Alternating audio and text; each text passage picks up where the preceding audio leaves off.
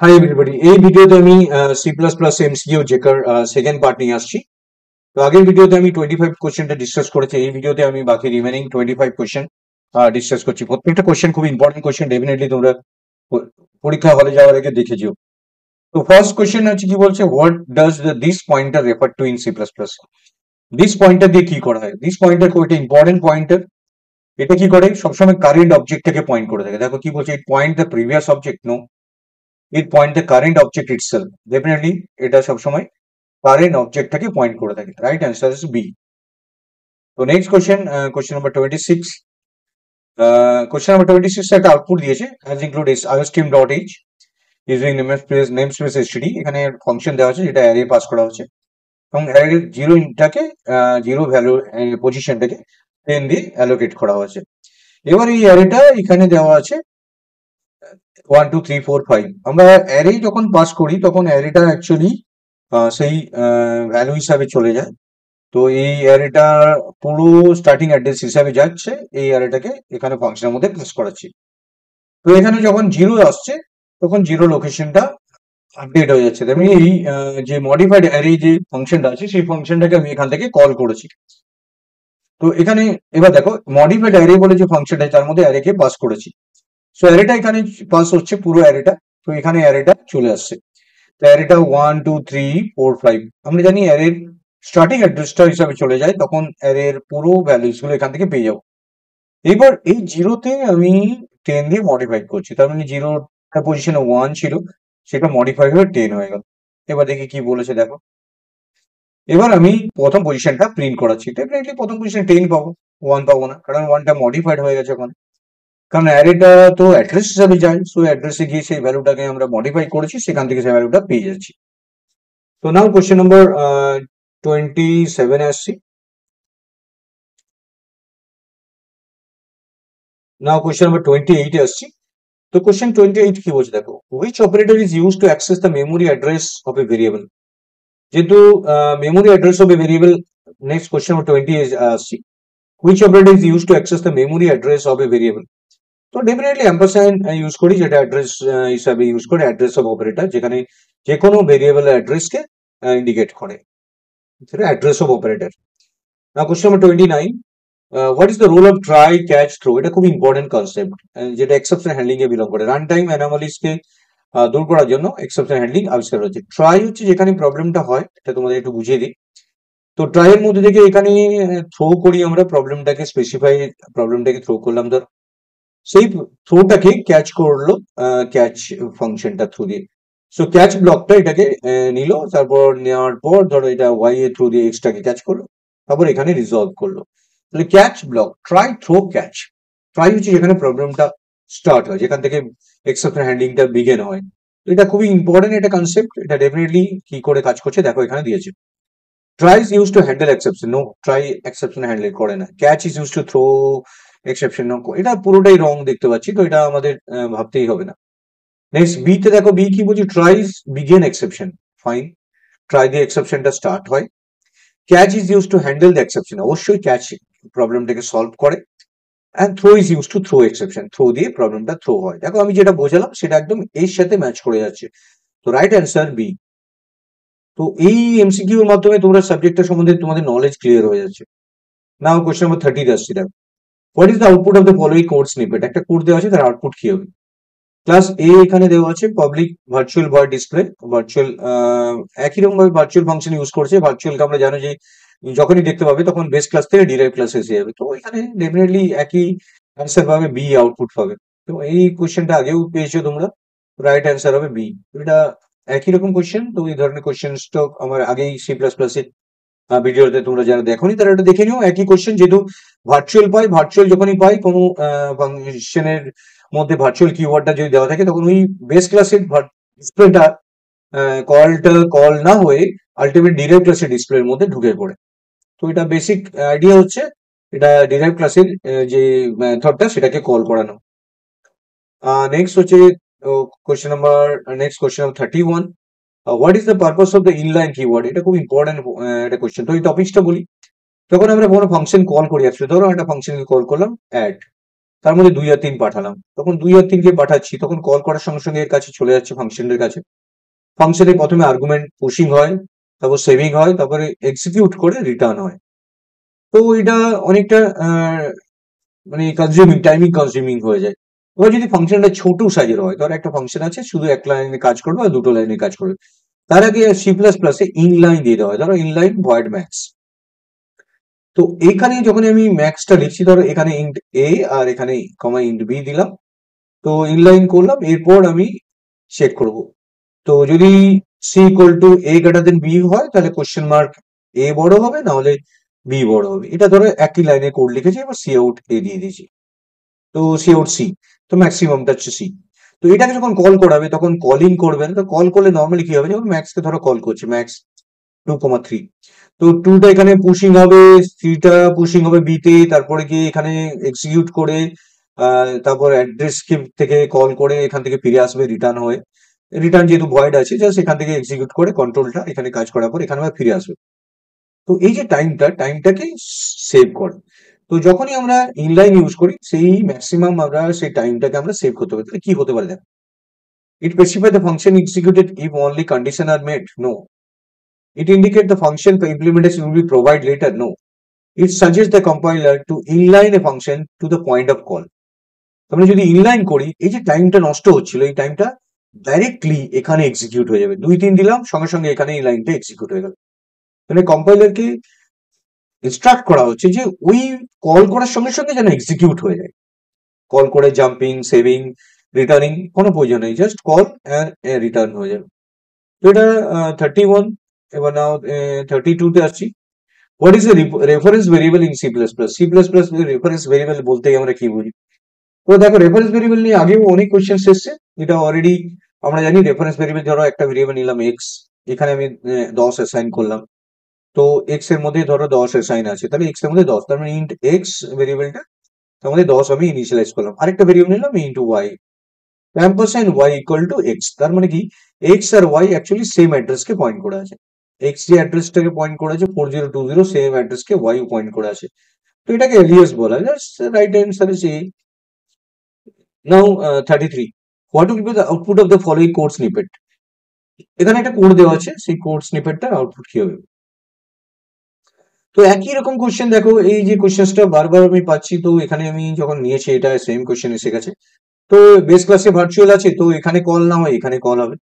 তো ডিরাইভ ক্লাসের এটা দেখো, এবার নর্মালি কি করি, ভার্চুয়াল ক্লাসটা না করে এটা কল হয়। এবার দেখি মেইনটা কি দেওয়া আছে, দেখো মেইনটা কিন্তু এখানে একটু আলাদা দেওয়া আছে। এখানে বেস ওবিজে দেওয়া আছে, ডিরাইভ পয়েন্টার ডায়নামিক কাস্ট করা হচ্ছে derive OBJ.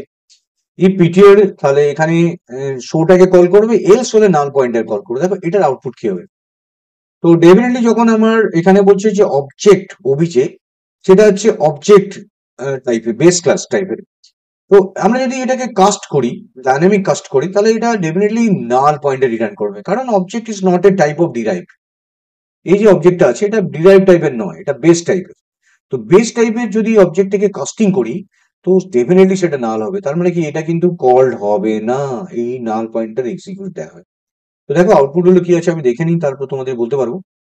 Base show, derive show, নাল পয়েন্টার, কম্পাইলেশন এরর। তো রাইট অ্যান্সার হবে ডেফিনেটলি নাল পয়েন্টার, কারণ আমি আগেই বললাম অবজেক্টটা কিন্তু বেস ক্লাসের, আর কাস্টিং করছো ডাইনামিক টাইপের ডিরাইভ থেকে, সেটা সম্ভব না। তো অ্যান্সার এলসে যাবে। নাও দেখো নেক্সট কোয়েশ্চেন আসছে, question number 34। What is the purpose of delete operator? Delete তোমরা জানো যে নিউ দিয়ে যেরকম মেমোরি অ্যালোকেট করি, ডিলিট দিয়ে আমরা সেটা ডি অ্যালোকেট করি। তো এটা basically deallocate memory and object that allocated by new. Right answer হবে নিউ দিয়ে যেটা অ্যালোকেট করি সেটা ডিলিট দিয়ে আমরা ডি অ্যালোকেট করি, ডি অ্যালোকেট করে ফ্রি আপ করে দিই। নাও 34 এরপর 35 আসছি।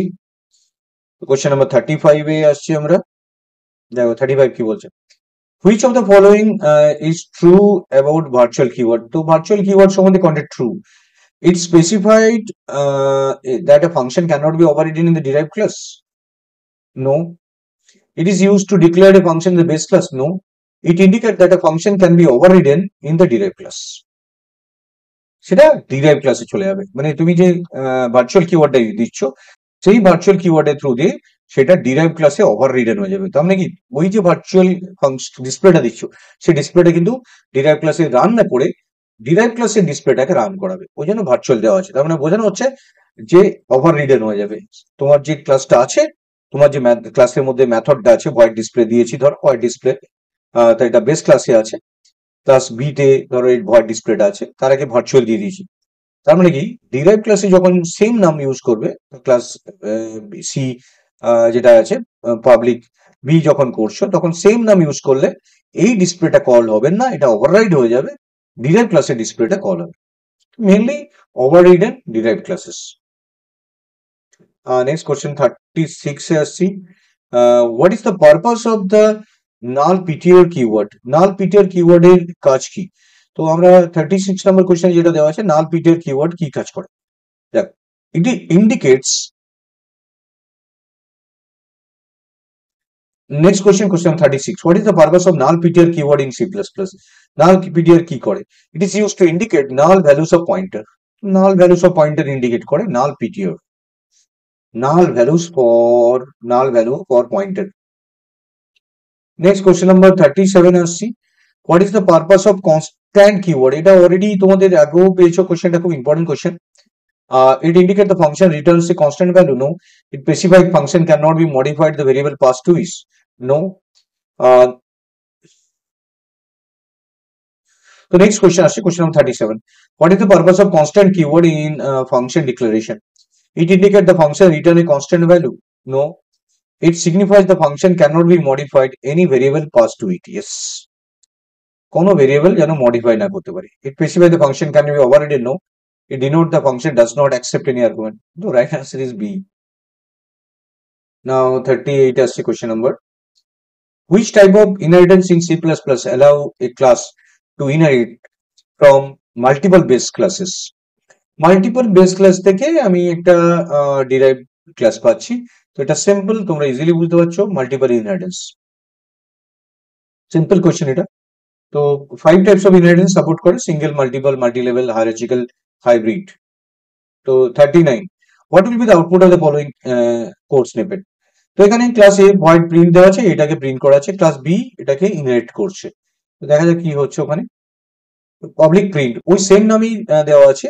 এবার দেখো অবজেক্টটা কিন্তু বি থেকে তৈরি করেছে, অবজেক্টটা বি থেকে তৈরি করে এবার এই পয়েন্টারটা বি এর অ্যাড্রেসটা, মানে যে বি থেকে যে অবজেক্টটা ক্রিয়েট হয়েছে তার অ্যাড্রেসটা এখানে রেফার করছে। তো যখন প্রিন্ট হবে তখন কিন্তু সবসময় বেস ক্লাসে চলে যাবে। তোমরা ভাবছো কেন বেস ক্লাসে যাবে? কারণ কি, বেস ক্লাসে ভার্চুয়াল কথাটা দেওয়া নেই, তো এখানে কিন্তু বেস ক্লাসটাকেই কল করবে। তো এখানে অ্যান্সার হবে এ, কারণ বেস ক্লাসের মধ্যে প্রিন্টের মধ্যে এ আউটপুটে ছিল, রাইট অ্যান্সার হবে। এখানে কিন্তু ভার্চুয়াল থাকলে বি তে কল হবে। Now question number 40, what is the use of static keyword when apply to class member? যখন আমরা ক্লাস মেম্বারের মধ্যে স্ট্যাটিক ইউজ করি তখন সেটা কি কাজ করবে? It indicate that a class is accessible only within the class. Oh no. It specify the class member is shared among all instances. দেখো একটা স্ট্যাটিক দিয়ে কিন্তু কতগুলো কাজ করা হলো। তো তোমরা কিন্তু এই স্ট্যাটিক রিলেটেড এমসিকিউ গুলো ডেফিনেটলি ভালো করে দেখে যাবে। এই ভিডিও বা আগের ভিডিওতে আমি স্ট্যাটিক নিয়ে 3টে ধরনের অ্যান্সার বললাম, একটা স্ট্যাটিক কিওয়ার্ড, একটা স্ট্যাটিক ফাংশন, একটা static variable. It specify the class member is shared এবং অল ইনস্ট্যান্স, সবাই যেন শেয়ার করতে পারে। না কোয়েশ্চেন নাম্বার 41 এ আসছি। What is the role of override specifier? Override specifier আমরা ইউজ করে কি পাবো? It indicate the function will be defined later. No. It ensures the function from base class is overridden in a derived class. Yes. Base class from a base class is overridden in derived class. মানে base ক্লাসের যে নেমটা আছে, ফাংশনটা আছে, সেটা derive ক্লাসে override হয়ে যাবে, মানে রান করার সময় ডিরাইভ ক্লাসটাকে রান করাবে। এটা খুব ইম্পর্টেন্ট একটা স্পেসিফায়ার। নেক্সট 42 তে আসছি, এখানে একটা আউটপুট দিয়েছে। তো একই রকম এটা আউটপুট, দেখো এই ধরনের আউটপুট গুলো বারবার আমরা দেখতে পাচ্ছি। আগে দেখে নি কি হচ্ছে। এটা ভয়েড ডিসপ্লে ভার্চুয়াল করেছে, তারপরে গিয়ে দেখো এখানে পাবলিকে ওভাররাইড করেছে, কিন্তু অবজেক্টটা তৈরি করা হচ্ছে একই জিনিস, অবজেক্টটা তৈরি হচ্ছে বেস থেকে, কিন্তু যখন ডিরাইভ করছি ডাইনামিক কাস্ট করতে যাবে না। তো এটা ডেফিনেটলি আমার এই অ্যান্সারটা যখনই আসবে তখন এটা অলওয়েজ নাল পয়েন্টার পাবো, কারণ এখানে অবজেক্টটা পিটিআরটা নাল হয়ে যাবে। তো এই কোয়েশ্চেনটাও আগে তোমরা দেখেছো, রাইট অ্যান্সার হবে ডেফিনেটলি নাল পয়েন্টার। তো নেক্সট কোয়েশ্চেন আসছি, question number 43। In C plus plus what is friend function? তো ফ্রেন্ড ফাংশন তোমাদের সম্বন্ধে ডিটেল, ফ্রেন্ড ফাংশন সম্বন্ধে ডিটেল বলেছি। A function declared within a class cannot be accessed by a private member of the class. No. A function defined outside class এর বাইরে define করি to have access private and protected member of the class. Right answer. এমন একটা function যেটা নন member অথচ member গুলোকে access করতে পারবে। Right answer 43B। এটা খুব important question. Now 44 what is the purpose of const member of the class? Const member এর পারপাসটা কি? আমরা এটা to declare constant object no, to ensure function member does not modify object data member, কোনো কেউ যেন object data মেম্বারকে modify না করতে পারে, কনস্ট্যান্ট ওটা। না 45 এটা একটা কোড স্নিপেট দেওয়া আছে, আউটপুট চাইছি। তো এখানে দেখো একটা কনস্ট্রাক্টর মধ্যে এ প্রিন্ট করেছে আর ডিস্ট্রাক্টরের মধ্যে এটা প্রিন্ট করেছে এই ডিস্ট্রাক্টর। এবার যখন ইনহেরিট করছে এটা পাবলিকলি ইনহেরিট করছে, তারপর দেখা যাক এখানেও একটা কনস্ট্রাক্টর আছে একটা ডিস্ট্রাক্টর আছে। এবার বি থেকে অবজেক্টে তৈরি করা হয়েছে। যখনই কল্ড হবে প্রথমত এ এর কনস্ট্রাক্টরটা কল্ড হবে, তারপরে বি এর কনস্ট্রাক্টরটা কল্ড হবে, তারপরে গিয়ে প্রথমে বিটার ডিস্ট্রাক্টরটা এক্সিকিউট করা বন্ধ করে দেবে, তাহলে এবি হলো, এবির পর বি, তারপরে আবার এটা ফিরে আসবে। তো এই অর্ডারটা ফলো করবে, লাস্টে গিয়ে এর ডিস্ট্রাক্টরটা কল হবে, কারণ ফাইনালি যখন এবি বি এ অ্যান্সার হবে, রাইট অ্যান্সার হবে A B B A. Now 46 which of the following is true regarding function template? Template এখানে খুব জেনারিক প্রোগ্রামিং এ ইউজ হয়, টেমপ্লেট ইউজ করে আমরা বিভিন্ন ধরনের ডেটা টাইপকে পাস করতে পারি। তো এটা খুবই ইন্টারেস্টিং একটা কোয়েশ্চেন। তো এটা কি বলছে দেখো, বুঝে নাও। Function template allow different function to be defined for each data type. Different function আমরা ডিফাইন করতে পারি ফর ইচ ডেটা টাইপ। না, এটা দেখো ডিফারেন্ট ডেটা টাইপের জন্য ডিফারেন্ট ফাংশন। ফাংশন টেমপ্লেট মানে কি, আমি একটা টেমপ্লেট বানালাম, ধরো টেমপ্লেট দিয়ে আমি এখানে লিখলাম টেমপ্লেট, তো ক্লাস টি, তার মানে এই টিটা থেকে আমি যে টেমপ্লেটটা তৈরি করবো, এবার টি টাইপটা হয়ে যাবে, ধরো ইন্টিজার পাঠালাম, ইন্টিজার সব ইন্টিজার তাহলে একটা টেমপ্লেট বানিয়ে, ধর টেমপ্লেটে আমি একটা বানালাম ক্লাস মধ্যে, বা একটা মেথড বানালাম সব বলে, তো সব এর মধ্যে এই টিটা ইউজ করলাম। তো সব টি থেকে আমি ধরো এ ইউজ করলাম, কমা টি থেকে বি, তার মানে টিটা ইন্টিজার হতে পারে, ফ্লোট হতে পারে, তো যাই হবে সবাই যদি ইন্টিজার পাস করে দুটো ইন্টিজার হবে, দুটো ফ্লোট পাঠালে দুটোই ফ্লোট হবে। তো এটা জেনারিক প্রোগ্রামিং এ ইউজ হয়। তো এখানে বেসিক্যালি কোন অ্যান্সার হবে দেখো, function template allow defining a single function can operate with different data type. Same নাম দিয়ে ডিফারেন্ট ডেটা টাইপকে পাস করতে পারি। খুব ইন্টারেস্টিং কনসেপ্ট এটা, কিন্তু মাথায় রাখো এটা টেমপ্লেট দুই ধরনের হয়, function template, class template. Template generic programming use হয়, টেমপ্লেট একটা কিওয়ার্ড যেটা থ্রু দিয়ে তুমি এই ডেটা টাইপটাকে জেনারিক করতে পারো। নর্মালি আমরা আগে দেখেছি ভেরিয়েবল চেঞ্জ করতে পারি, বাট এই ডেটা টাইপটা কোনো ইন্টিজার পাঠালে একই নাম, মানে একটা টেমপ্লেট এমন বানালে তার মধ্যে কখনো ইন্টিজার পাঠালে, কখনো ফ্লোট পাঠালে, কখনো ক্যারেক্টার পাঠালে, সেই অনুযায়ী কাজ করতে পারবে। তো next question, what is the purpose of the STD move function? STD move ফাংশনের থ্রু দিয়ে আমরা কি করতে পারি? অপশন এ বলছে to move an object from one memory no, to convert object into constant no, তো এটাও হলো না। তো নেক্সট কোয়েশ্চেন, নেক্সট অপশন দেখো, to enable the use of move instructor in a class no, to convert L value to R value. L value মানে left value, আর value ধর x equal 10 লিখলাম, তো এদিকে দেখো লেফট, এদিকে আর, তো এটা এল ভ্যালু আর ভ্যালু, এল ভ্যালু টু এন আর ভ্যালুতে কনভার্ট করার জন্য কাজে লাগছে। তো এটা রাইট অ্যান্সার হচ্ছে D. Now 48, what will be the output of the following code snippet? একটা ক্লাস বি দেওয়া আছে, এটা ভয়েড ডিসপ্লে ভার্চুয়াল কথাটা ইউজ করেছে, ডিরাইভেও ওভাররাইড করেছে। যখন আমরা পিটিআরটা, এখানে খেয়াল করে দেখো পিটিআরটা কিন্তু আমি নিউ ডিরাইভ থেকে তৈরি করছি। তো আগের গুলোর ক্ষেত্রে কিন্তু যে প্রবলেমটা ছিল যে বেস থেকে আমি কল করছিলাম, কিন্তু এখানে দেখো পয়েন্টারটা ডিরাইভ থেকে কল করছে, তার ফলে ডিরাইভে ডাইনামিক কাস্ট করছে। তো যখন কল হবে তখন ডিসপ্লেটা হবে, এবং ডিসপ্লেটা এখানে আগেরটা ডিসপ্লে হচ্ছিল না, আর এখানে কিন্তু ডিসপ্লেটা হবে। তার ফলে এখানে ডিসপ্লের ভেতরে যেটা আছে সেটা ডিরাইভ ডিসপ্লেটা এক্সিকিউট করা। তো এই কোশ্চেনটা কিন্তু খুব ইন্টারেস্টিং। আগের যে প্রবলেমটা ছিল নাল পয়েন্টার হচ্ছিল, এখানে কিন্তু এখানে ওভাররাইড হয়ে এর কাছে আসবে, ডিরাইভ ডিসপ্লের কাছে, সো সেটা গিয়ে কল হবে। তো রাইট অ্যান্সার হবে derive display. Now question number 49, what is the lambda function? Lambda ফাংশনটা কি কাজ করে? তো এই ফাংশনটা হচ্ছে অ্যানোনিমাস ফাংশন, এটা কিন্তু পাইথনেও আছে। A function is used to recursive call no, function pointer that allow dynamic functional invocation no, the function used to define pure virtual function no, that is anonomer function can be used to closure of a inline function. So next question number 50, last question. What is the purpose of std vector container in C++? To store element in the sorted manner, no. To store fixed number of element, no. To store resizable array like structure. তো এটা mainly vector mean resizable array like structure create করতে help করে। তো এই ভিডিওতে আমি বাকি 25 question discuss করলাম। তো আগের ভিডিওতে 25 কোশ্চেন ডিসকাস করেছি, তো প্রত্যেকটা কোশ্চেন তোমরা ডেফিনেটলি দেখে যাও। তো thank you very much for watching this video, share and subscribe it. Thank you.